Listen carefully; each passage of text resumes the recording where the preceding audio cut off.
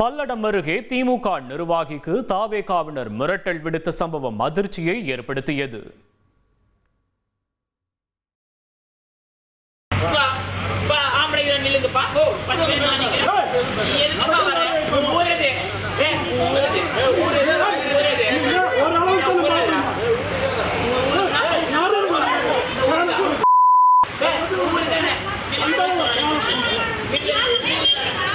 பல்லடம் அருகே திமுக நிர்வாகி வீடு தேடி சென்று தாவேகவினர் மிரட்டல் விடுத்ததால் பரபரப்பு ஏற்பட்டது.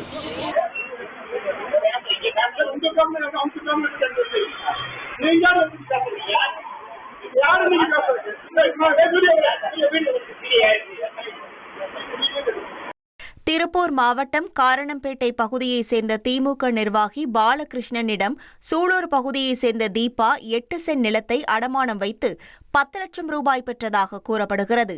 இந்த நிலையில் தீபா பணத்தை திருப்பி செலுத்தாத நிலையில் பாலகிருஷ்ணன் நீதிமன்றத்தை நாடி ஜப்தி நடவடிக்கையில் ஈடுபட்டுள்ளார். இதனைத் தொடர்ந்து தீபா தனது ஆதரவாளர்களான தாவேகவினருடன் சேர்ந்து பாலகிருஷ்ணனின் வீட்டிற்கு நேரில் சென்று மிரட்டல் விடுத்ததாக குற்றச்சாட்டு எழுந்துள்ளது.